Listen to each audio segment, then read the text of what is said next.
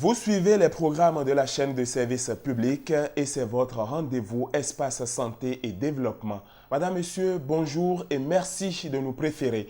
Nous allons rester dans la même dynamique que la semaine dernière pour parler avec notre invité, Valentin Agon, bien sûr, de ce thème que nous avions démarré déjà. Il s'agit de importer, exporter, stratégie pour gagner gros. Valentin Agon, bonjour. Bonjour Jean-Claude. Merci d'avoir accepté une fois encore notre invitation. C'est un plaisir. Alors, comme je l'ai dit tantôt, nous avions démarré ce thème, import, export, stratégie pour gagner gros. Oui. Un petit rappel de tout ce qu'on a dit. Voilà, la semaine dernière, nous avons essayé d'expliquer ce que c'est que importer, ce que c'est que exporter. Importer, nous avons dit que c'est acheter à l'extérieur ce que nous ne produisons pas à l'intérieur en envoyant de l'argent à l'extérieur pour faire venir par la route, par les airs, c'est-à-dire par les avions, par la mer, et puis pour consommer. Voilà. Parce que nous en avons besoin. Et exporter, c'est produire ici, extraire ici des choses et envoyer à l'extérieur, c'est-à-dire pour satisfaire le besoin de ceux qui sont au dehors et avoir leur argent. C'est ça, le exporter, importer. Et nous avons dit qu'il faut quand même un certain équilibre. Bien sûr. Pour que cela ne nous détruit pas. Mais aujourd'hui, c'est bien entendu, dès qu'on a fait l'émission, on a bien entendu vu l'engouement qu'il y a eu autour, mais il faut faire très attention que nous soyons dans le cas de l'importation ou de l'exportation. Oui. Dites-nous déjà, est-ce qu'il faut faire attention quand on doit importer? C'est bien d'importer parce que quand on importe, on satisfait ses besoins. Oui. C'est bien d'exporter parce que quand on exporte, on gagne de l'argent. Mais attention, il faut toujours allumer un feu jaune. Le feu jaune dit attention, attention, ce n'est ni vert et ce n'est ni rouge. Ça peut aller au rouge, c'est ça le jaune. Donc nous devons tirer l'attention, souligner l'important de dire attention, attention, importer, mais attention. Pourquoi attention? Et nous avons vu que importer, c'est faire venir des produits de l'extérieur pour pouvoir satisfaire les besoins de son pays, les besoins des habitants, les besoins des populations, pour être bien. Par exemple, si on importe des médicaments, c'est bien, c'est pour se traiter. Si on importe des aliments, c'est pour manger. Si on importe du ciment, c'est pour construire. Si on importe telle chose, c'est toujours pour satisfaire un besoin. Mais attention, parce que l'importation, d'abord, fait sortir l'argent du pays. Et c'est comme l'organisme humain. Quand l'organisme humain sort du sang, et il peut arriver qu'il meure. Parce que le sang, c'est sa vie. C'est la vie. L'argent d'un pays, c'est le flux financier qui est le sang d'un pays. Quand un pays est anémié, c'est-à-dire quand un pays manque d'argent, alors la population crie. On entend de Oya Oya partout, les gens crient partout. Parce que le flux sanguin du pays a chuté. C'est-à-dire, il y a une anémie financière. Et ça, c'est grave. Donc, c'est ça. De la même manière, quand le corps humain perd du sang, l'individu peut mourir. Un pays qui perd trop de son sang, trop d'argent, un pays qui sort trop d'argent pour l'extérieur, c'est-à-dire pour l'importation, ce pays peut finir par mourir. Ou bien ce pays sera tellement chétif, va souffrir de toutes les maladies possibles parce que la vie en lui a diminué. Donc, sa vitalité va totalement baisser. Alors, donc, c'est pourquoi il faut attention. Mais tout ça, là, c'est encore énigmatique. Il faut qu'on traduise dans la réalité ce que nous disons. Si nous disons importer, mais attention, c'est d'abord au premier point.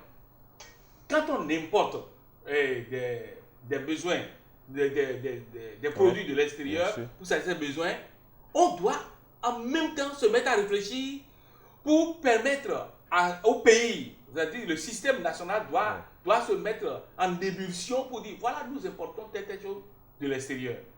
Nous devons mettre, c'est pourquoi je dis l'université, c'est le laboratoire du développement d'un pays. Moi, je ne peux vivre qu'à l'université. L'université, c'est le seul lieu, si vous voulez toucher le monde entier, entrez dans l'université. C'est l'université qui, d'ailleurs on dit université, l'univers. Le rôle de savoir. Oui, celui qui s'ouvre sur l'univers. Voilà, donc l'université doit se mettre en action aussitôt pour pouvoir créer un département, ce qu'on appelle habituellement les facultés. Quand un pays importe de trop dans un domaine donné, automatiquement, le pays doit faire créer une faculté qui doit faire la remontée de filière. C'est-à-dire, depuis, si nous prenons par exemple le coton, parce que nous sommes beaucoup dans le coton, si nous prenons par exemple le coton devient de paille. Donc, de la graine de coton jusqu'au paille, une faculté doit être créée pour qu'il y ait de la recherche, qu'il y ait de la formation. Pour maîtriser le processus. De la semence jusqu'au paille. Pour former des techniciens, former des ingénieurs, pour faire la recherche. Mais est-ce que les autres pays vont accepter, laisser... Non, mais c'est la recherche, c'est l'univers. L'université est ouverte.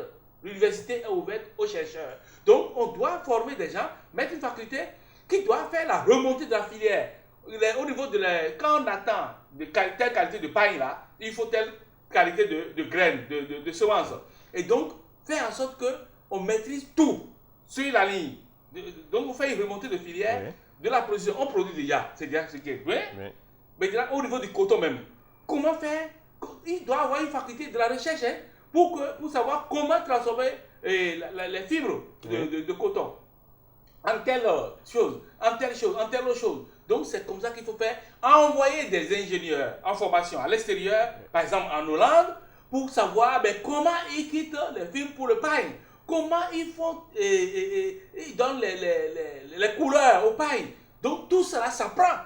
Tout cela s'apprend et on apprend tout. Une fois maintenant le savoir maîtrisé, on va commencer par installer des industries dans ce domaine et on va commencer par diminuer le taux d'importation dans ce domaine parce qu'on importe trop dans ce domaine-là. Mais est-ce que les pays vont accepter, nous montrer leur processus pour que nous, on puisse venir démultiplier ça sur place? C'est une très bonne question. Moi, j'ai étudié dans ma thèse sur le développement, j'ai étudié près de 25 pays. Oui. Et j'ai étudié la Corée du Sud, le Brésil. J'ai étudié la Grande-Bretagne, la France, tout ça là. Alors, je donne l'exemple de la Corée du Sud. La Corée du Sud, dans les années 60, cherchait aussi à s'émanciper, à se développer. Et la Corée du Sud a envoyé ses étudiants. Donc, on travaillait des bourses pour aller étudier aux États-Unis, un peu partout dans le monde, juste pour que les étudiants signent un contrat avec leur pays. Ils doivent revenir au pays. Donc, il faut donner du patriotisme. Il faut former les gens dans l'amour de leur patrie, c'est-à-dire la terre de leur père. Et donc, comme ça, les étudiants, en partant à l'extérieur et en apprenant, ils reviennent au Bénin avec le savoir et le savoir-faire dans le domaine. Et c'est comme ça que la Corée du Sud a utilisé deux stratégies. A fait former des techniciens, des ingénieurs à l'extérieur qui sont revenus et a acheté aussi des licences de production. Oui, donc les gens vendent des licences. Et a permis au lieu que les multinationales s'installent pour exploiter le pays, la Corée du Sud, non. Je paye pour que l'entreprise soit les nôtres. Les entreprises soient les nôtres. Et comme ça, c'est comme ça que la Corée du Sud a profité du savoir-faire et puis est devenue aussi une référence aujourd'hui. Je donne encore l'exemple de la Chine, qui est vraiment tangible. La Chine a voulu importer des avions, je pense 30 avions et A380, les gros avions qu'on a fabriqués en Europe maintenant. Alors, ces Chinois ont dit, vous allez monter les avions chez nous, en Chine, pour que nous puissions voir la technologie. Comment on fait? C'est parce que la Chine a le projet de faire des avions plus tard. Et même la Corée du Sud aussi, je reviens encore sur la Corée du Sud a procédé par imitation. La Corée du Sud a démonté, et dans les universités, on démonte tous les appareils. On démonte tout le système que les gens utilisent à l'extérieur pour tricher. C'est tout le monde qui le fait pour tricher comment les autres pays ont fait telle machine et on commence par recopier le système et après on invente son propre système. C'est comme ça qu'on fait. C'est ce que l'Europe aussi a fait parce que c'était les Américains qui faisaient les avions. Et donc les Européens aussi ont dit nous pouvons aussi faire des avions. Ils ont envoyé des gens se faire former en technologie aéronautique et c'est comme ça que les A300 sont nés. C'est comme ça. Donc il faut que le pays décide son avenir et dans tel domaine pour former pour éduquer sa population, éduquer une partie de la population dans ça, et c'est comme ça qu'on fait ce qu'on appelle la remontée de la filière et la remontée de la technologie et on maîtrise le système, on ne commence pas à produire soi-même. Au départ, ce n'est pas de la haute qualité, mais on améliore. Même les médicaments aussi, c'est comme ça en fait. Les gens viennent chercher les plantes ici pour fabriquer des médicaments. Toutes les pharmacies sont remplies des plantes. Hein. Toutes les pharmacies, c'est rien que des plantes. Et donc, les gens viennent chercher, les gens viennent interviewer nos paysans dans les villages, nos tradipraticiens. Et on les interroge pour avoir telle plante fait quoi, telle plante fait. Et puis, ils récoltent tout. Et puis, ils arrivent à isoler la molécule. Et puis, la molécule devient médicament. Et viennent dans nos pharmacies. Nous devons aller à l'indépendance dans chaque domaine. Pas à l'indépendance totale, mais à l'indépendance à certains pourcentages. Sinon, notre avenir sera précaire. Nous allons toujours parler comme des pauvres, des sous-développés. Et c'est pourquoi il faut aller dans ce sens. Il ne faut jamais accepter mourir, surtout une nation, pour dire ah non, nous les autres vont produire pour nous et nous allons consommer. Non. Il faut importer, mais attention. Il faut vraiment maîtriser la filière, chaque filière, au moins en pourcentage donné, pour pouvoir être indépendant à un pourcentage donné. Voilà. Mais aujourd'hui, si on doit faire attention par rapport à l'importation, est-ce qu'il faut faire la même chose du côté de l'exportation? Bien sûr. Exporter, c'est bien parce que exporter, c'est gagner de l'argent de l'extérieur, gagner des devises. D'ailleurs, dans mes études doctorales axées sur le Brésil, lorsque je faisais mes recherches sur le Brésil faisait ce qu'on appelle les dévaluations à taux glissant. C'est-à-dire, la monnaie brésilienne, là, on peut dévaluer de 1,5% ou bien de 5%. On affaiblit la monnaie. Et quand on dévalue sa monnaie... Volontairement. Oui, volontairement. Oui. Okay. La monnaie c'est un pouvoir politique pour le développement du pays. Quand un pays a sa monnaie, là, on joue sur la monnaie. Quand vous avez votre monnaie, à un moment donné, vous voyez que vous n'avez, au trésor national, vous n'avez pas beaucoup de ressources extérieures. Vous n'avez pas beaucoup de devises, de dollars, d'euros, de yens. Vous n'avez pas l'argent des autres. Alors, vous dévaluez. Comme le Nigeria fait présentement. Le Nigeria a cassé le Naira. Donc, vous cassez votre monnaie, vous dévaluez votre monnaie, vous diminuez la valeur de votre monnaie. Ça, dévaluer. Vous dévaluez votre monnaie, peut-être à 1%, à 5%, on peut aller jusqu'à 10%. Nous, on a fait 50% la fois dernière ici. C'est tellement parce que c'était aussi commandé de l'extérieur.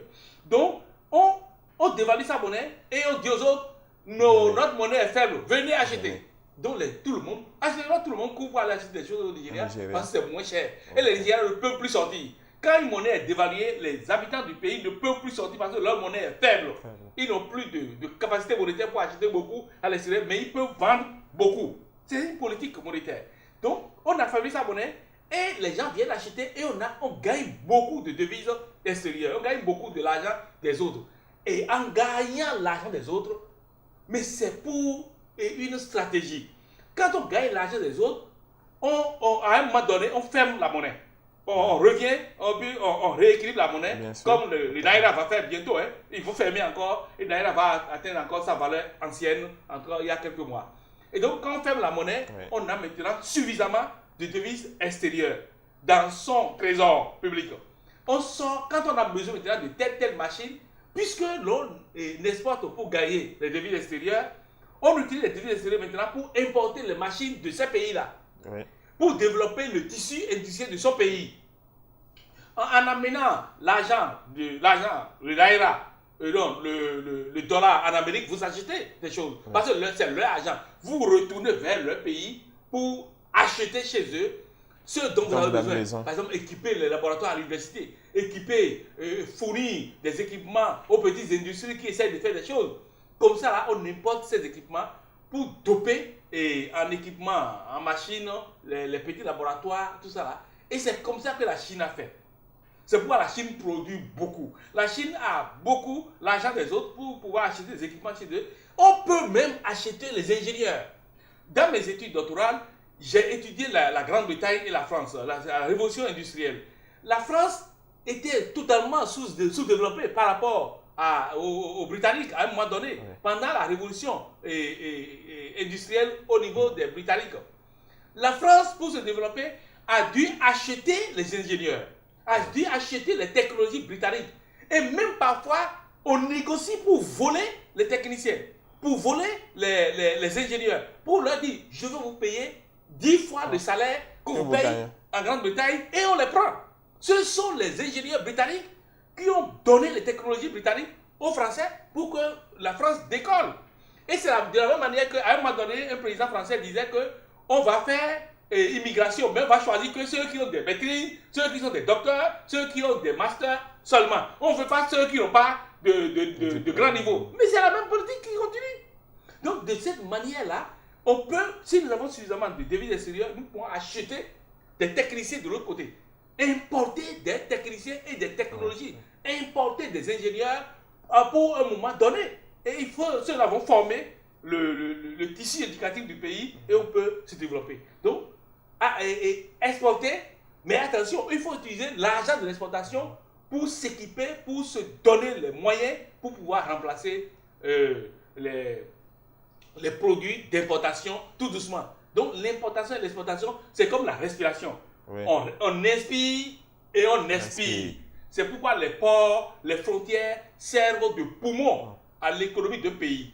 Servent à importer et à exporter. Quand il y a une seule fonction, le pays meurt. Ouais. Par exemple, le pays là, les frontières nous servent de beaucoup importer, mais d'exporter très peu. C'est-à-dire que nous avons notre poumon a une seule fonction. Ouais. Notre poumon ne fait que sortir les bonnes choses de chez nous, mais ne fait pas rentrer des devises extérieures. Okay. Ça veut dire que nous allons mourir. C'est ça qui nous qualifie de pays moins avancés, de pays sous-développés, de pays pauvres, de pays qui tournent vers l'extérieur pour survivre. Donc, exporter, mais attention. Le second point d'attention est que quand on exporte, par exemple, les produits qu'on creuse sous la terre, les produits miniers, on crée du désordre sur la terre. C'est-à-dire, il y a des crevasses partout. On dénature la terre. Montez en avion et allez regarder sur le Togo. Allez voler au-dessus du Togo. Vous allez voir qu'il y a des crevasses partout à cause de phosphate. Voilà. Montez sur le Niger. Vous allez voir, à cause de l'extraction de l'uranium, là, ils ont creusé, dénaturé la terre partout. Il y a déjà un problème environnemental à ce niveau. Oui, c'est comme ça. Donc, quand on exporte et on ne sait pas faire, on vide, on détruit la terre, on détruit son environnement. Et puis c'est pourquoi notre gouvernement s'est levé pour limiter l'exportation sauvage du bois. Oui. Sinon le Bénin sera un désert bientôt. Oui. Il y a des gens qui sont dans le pays et qui coupent tous les bois. Oh, les changements climatiques menacent les non, effets. Non, c'est pas ça même, notre pays sera détruit complètement. Le coso maintenant là, devient de plus en plus rare. Et c'est grave parce que ce bois-là est très apprécié dans les pays asiatiques et à l'extérieur. Et tout le monde cherche ça. Tout le monde cherche ça. Si on permet, ils vont détruire tout le pays. Mais qu'est-ce qu'il faut faire alors? Il faut réguler. Il faut mettre des limites comme le pouvoir le fait là. On dit non, il faut décider, il faut mettre une loi en matière d'exportation et aussi en matière d'importation. Il faut toujours réguler. Et l'autre côté aussi, quand on regarde l'exportation, le produit d'exportation peut détruire aussi l'environnement. Okay. Le produit rentier, c'est-à-dire le produit qu'on exporte, le produit qu'on envoie à l'extérieur, là, sa culture, quels sont les dommages sur la nature, quels sont les dommages humains, quel est le coût humain de l'exportation, ce que nous faisons dans tel domaine-là, en quoi nous sommes heureux, en quoi la population est heureuse, il faut toujours voir ça. Les cultures vivrières, il ne faut pas qu'une culture inhibe les cultures vivrières, sinon nous allons souffrir de la faim. Oui. J'ai travaillé sur l'ananas dans la région d'Alada. Mais l'ananas, pour le faire, il faut détruire complètement. L'ananas n'aime pas l'ombrage. Donc il faut détruire tout ce qui est arbre avant de faire l'ananas. Donc il faut imposer des couloirs. Bien sûr. Sinon ils vont détruire tout. Et puis maintenant, là, l'ananas est en train de conquérir même le zoo. Et donc attention. Parce que si on dépasse ça, on va déjà dans la forêt la plus claire. C'est-à-dire, on va vers le désert sahélien. Donc c'est grave. Il faut exporter. Mais attention, il faut réfléchir à tout ça là. Il faut mettre un système en place pour pouvoir voir en quoi nous gagnons et comment rééquilibrer, en quoi nous perdons et comment rééquilibrer. Sinon... Et par rapport aux ressources minières, de façon concrète, qu'est-ce qu'il faut faire à ce niveau? Il faut planifier, il faut quantifier ce que nous avons. Par exemple, si nous avons du pétrole, ou bien nous avons de l'uranium, si nous avons telle ressource sur la terre, il faut voir nous avons quelle quantité. Et cette quantité, parce que c'est des ressources non renouvelables, il faut voir cette quantité-là. Mais comment les enfants qui vont venir dans 1000 ans, comment ils vont voir ça là? Si nous prenons 1000 ans, ou bien nous prenons 500 ans, Il faut alors planifier la quantité qu'il faut extraire par an sur 1000 ans pour que les enfants qui vont naître plus tard puissent voir la même ressource. Sinon, si on est gourmand, puisque c'est des ressources gratuites, c'est sous la terre seulement, et on prend, et on prend. Non, il faut essayer de limiter, de réguler pour que nos enfants puissent voir ce que nous touchons aujourd'hui comme ressources minières. Regardez le pétrole, dans 50 ans, on n'aura plus de pétrole. Le pétrole va finir sur toute la terre. Ah et bon? ce sera très grave, oui, c'est comme ça. On passe sauvagement, on est en train d'exploiter aujourd'hui et on va finir tout. Mais c'est le besoin qui fait que nous sommes en train d'exploiter. C'est pourquoi il faut réfléchir pour chercher autre ressource pour remplacer la ressource non renouvelable. Ça veut dire qu'il faut faire un effort aussi par rapport à l'utilisation. À l'utilisation Oui. judicieuse, rationnelle. Parce qu'aujourd'hui, nous parlons par exemple de la ressource eau, Oui. qui nous avons un problème à ce niveau. Oui. Ça veut dire qu'il faut faire un effort Un effort. pour que l'utilisation soit rationnelle. Judicieuse. Sinon, c'est grave pour l'avenir. Parce que si nous vivons comme si demain là n'existera pour nos enfants. Non. Il faut vivre aujourd'hui. Il faut avoir le pied au présent, mais les yeux dans l'avenir. Les enfants dans l'avenir vont vivre comment? Avec quoi? Le Bénin, dans les années, pendant la Révolution, nous étions que 3 millions. Aujourd'hui, ils ont 10 millions. Oui. Vous voyez? Il y a 7 millions ajoutés par rapport à ce que nous avons dans les années 70 là-bas, 72 là-bas. Et donc, ça veut dire que nous devons absolument regarder. C'est seulement juste 30 ans, 40 ans maintenant. Et voilà, nous sommes déjà 10 millions. D'ici 100 ans, nous serons combien? Quelle place nous aurons? Comment nous allons faire? Il faut avoir un projet d'avenir pour tout le pays. Sinon, nous allons précariser le Bénin pour l'avenir. Valentin Agon, président du laboratoire pharmaceutique API Bénin, un mot pour pouvoir conclure ce thème, import, export, stratégie pour gagner gros. Importer, c'est bien pour satisfaire tes besoins, mais attention, comme je l'ai développé ici, sinon on va tuer la nation. On va importer, être constipé et mourir de l'importation parce qu'on n'aura plus, notre flux financier va finir. Notre vie va terminer parce que nous n'aurons plus rien comme argent dans le pays. Exporter, c'est bien, c'est pour pouvoir gagner des devises extérieures, mais en gagnant des devises extérieures, il faut utiliser ces devises pour développer le tissu industriel du pays, pour importer moins. Il faut cet équilibre. Donc il faut une réflexion au niveau national pour notre vie, notre vie présente et notre vie pour l'avenir. C'est ça ce que je veux dire. Merci beaucoup pour toutes ces informations. Gagner gros, c'est possible désormais que vous soyez importateur ou exportateur. Les clés sont dans vos mains.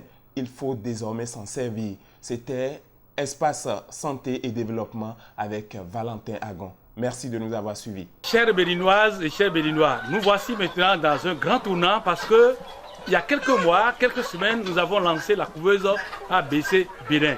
Avec cette couveuse ABC Bénin, nous avons un grand projet, un très grand projet de production de volailles au Bénin. Nous avons initié ça, nous avons lancé ça, et puis la couveuse circuit déjà au Bénin. La couveuse là contient jusqu'à 1056 œufs de pintades comme de poules. Et au Bénin ici, nous voulons participer à la production des volailles. Nous avons choisi 2 espèces, les poulets et Goliath et les pintades.